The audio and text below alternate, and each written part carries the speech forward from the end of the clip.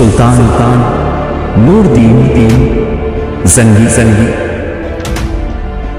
अब्दा रुकी, फिर मुजद्दिद दीन को मुखातिब करके कहने लगी, मगर बेटे एक बात याद रखना, मैं जिस कदर तुमसे ज्यादा मोहब्बत करती हूँ उससे कहीं ज्यादा तुम्हारे मामले में इंतहा पसंद भी हो जाऊंगी।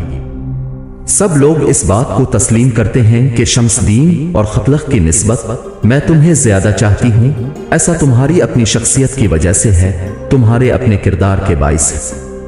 अभी मैं मोहब्बत और प्यार से काम ले रही हूँ, अगर तुम अपनी जिद पर लगे रहे तो याद रखना मैं भी अपनी इंतहा पर उतर आऊंगी और उस वक्त तक खाना पीना तर्क कर दूंगी जब तक तुम शादी के लिए हाँ नहीं कर देते। मुजद्दिद दीन ने तड़प कर अपना हाथ अब्दा के मुंह पर रख दिया, फिर अपना सर उसकी गोद में रखते हुए कहने लगा, इतना बड़ा फैसला ना करना।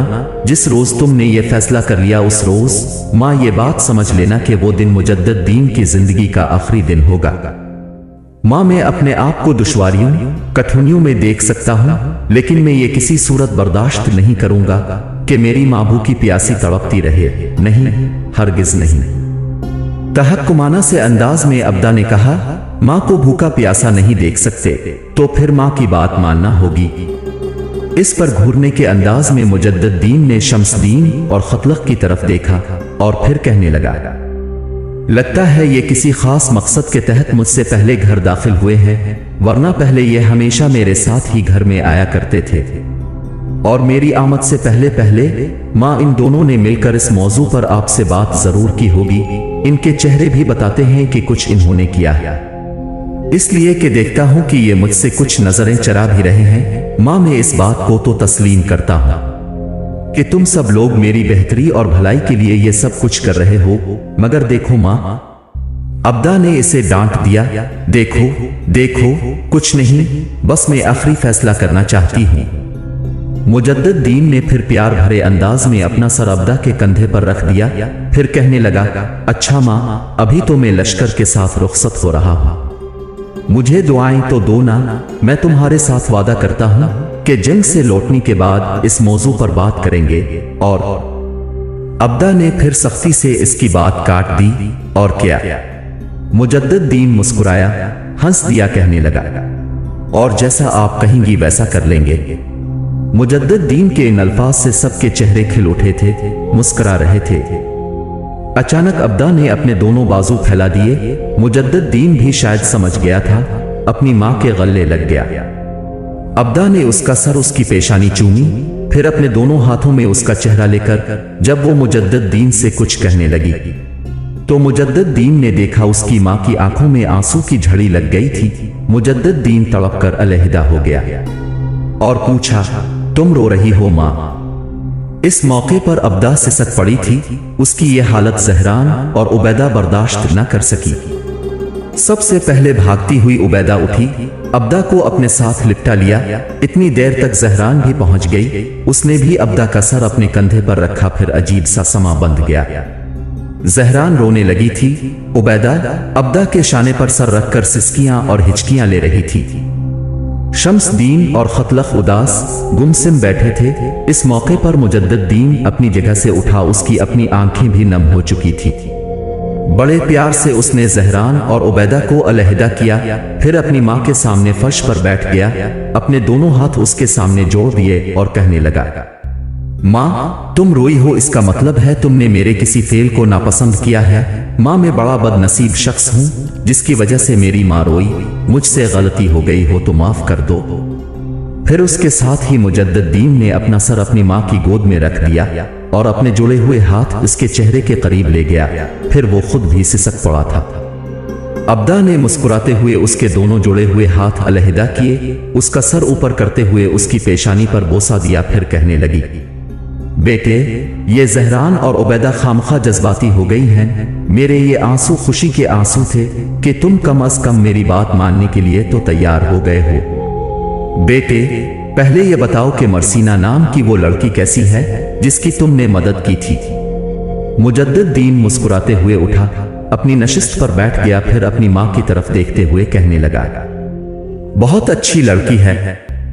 अब्दा मुस्कुराई और कहने लगी, अगर बहुत अच्छी है तो फिर मैं इसे तुमसे ब्याहने का इरादा कर चुकी हूं। देख बेटे, अच्छी लड़की खुदावंद कुद्दूस की रहमत होती है। अब मेरा आखिरी फैसला यह है कि पहले तुम्हारी शादी होगी, उसके बाद मरसीना अपने हाथों से शम्सदीन और खतलख की शादी का एहतमाम करेगी। बेटे, ये मेरा आखिरी फैसला है और इसमें मैं कोई तब्दीली नहीं चाहूंगी।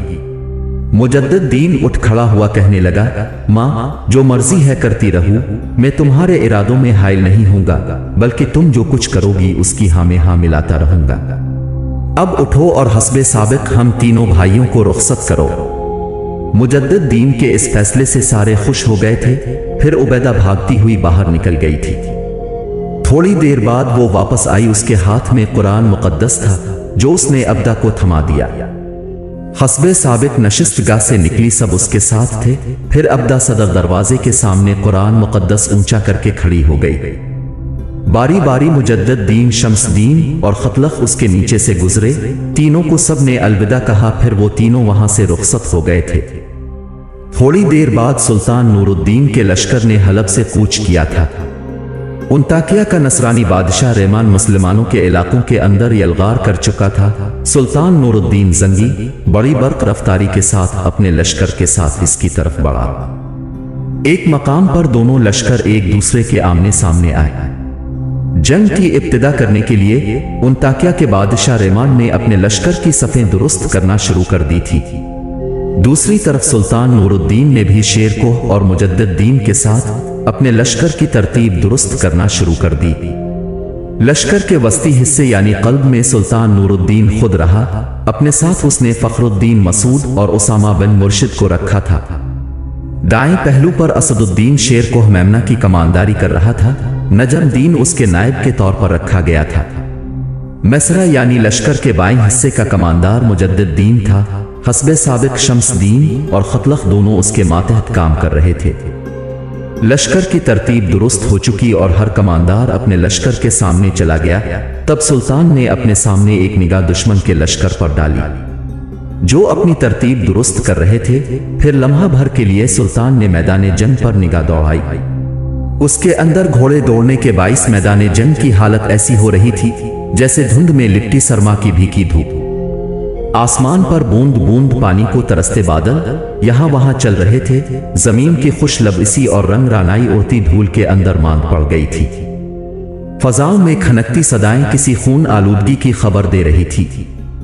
थोड़ी देर तक मैदान जंग का जायजा लेने के बाद सुल्तान नूरुद्दीन जंगी का सर अपने घोड़े की ज़ैन के हाने पर झोंक गया। फिर वो बड़ी आजिज़ी और इनकिसारी में दुआ मांग रहा था। ए अल्लाह, ए मालिक मेहरबान, इस उदास दुनिया के आब व गुल में ये चांद तारे, ये कहकशां, ये जोहरा व मुश्तरी, ये सहराओं में खाक छानते परिंदे, ये जमीन, ये आसमान, ये महताब की मलगजी चांदनी, सितारों की आबनवी रोशनी, ये पत्तों को लोरियां देती शबनम और खामोशी की रिदा में रंग बखेरती खुशबू। मेरे अल्लाह, सब तेरी ही हम तेरी ही तौसीफ करते हैं। मेरे अल्लाह, मैं भी तेरा एक आजिज और मुनकसिरुल मिजाज बंदा हूँ। जरूरत के हर लम्हा तुझ ही से मदद मांगने और तेरी ही बंदगी और इबादत, तेरी ही सिफत व हम्द करने वाला हूँ। मेरे अल्लाह, तू चाहे तो निगहत गुल को शमशीर बना दे, जब्र की दास्तानों को कफन की धज्जियों में तब्दील कर दे। मेरे अल्लाह, तू चाहे तो बुलबुल की गमजदा आंख, सिसकियां लेती फाख्ता, दरीदा बदन कलियों, शजर शजर देखते बदन और बेवाओं की सीना चाक करती हुक्को तारों के अफसानों, सितारों के तरानों और खुशकुन नज़ारों के खजानों में तब्दील कर दे। मेरे अल्लाह, वक्त के मंजधार और तारीख की रफ्तार में तू अगर चाहे तो मकान को लामकान कर दे, सितारों को कहकशां, जर्रे को सहरा, कतरे को समंदर और शब के अंधेरों को दिन के उजालों में तब्दील कर दे। मेरे अल्लाह, इस पैमाना मशरिक़ में किसी ने तुझे सर बुलंदियों पर, किसी ने सलीब से, किसी ने तुझे गार हिरा में पुकारा। मेरे अल्लाह, में आजिज़ व मुनकसिर तेरा बंदा नूरुद्दीन तुझे अपनी मिल्लत, अपनी कौम की फलाह और खैर व नेकी के फरोग के लिए इस रज़्मगाह में अपनी फतहमंदी, अपनी कामयाबी के लिए पुकारता हूँ। मेरे अल्लाह, मुझे दर्दे गरीबी के लम्हों से निकाल कर लम्हों के तूफान में तब्दील कर दे।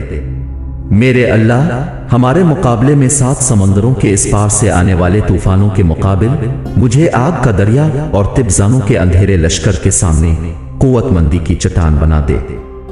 मेरे अल्लाह, मैं तेरा एक आजिज बंदा हूँ, مجھے تھکے ہارے جگنوں سے اپنی باوقار تجلی کا امین بنا دے۔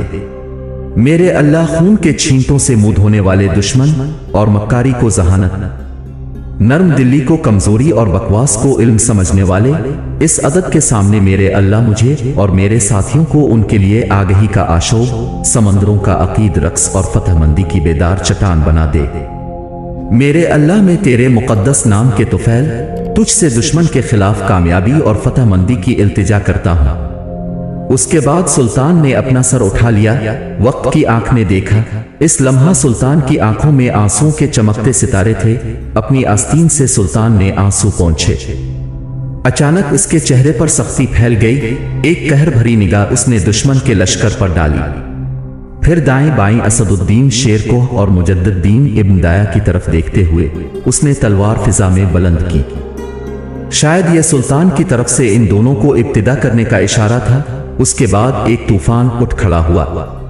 سلطان نور الدین زنگی نے تکبیر بلند کی تھی، اس تکبیر کے جواب میں سارے سالاروں اور سارے لشکریوں نے کچھ اس طرح زوردار انداز میں تکبیریں بلند کی کہ تکبیروں کی آواز میں ایک خوفناک بازگشت کے ساتھ صحرا صحرا پھیلتی، باد سرسر ساگر ساگر بے پرت موجود اور تغیر کی رصد گاہوں میں دہکتی سلگتی آتش کی طرح چاروں طرف پھیل گئی تھی۔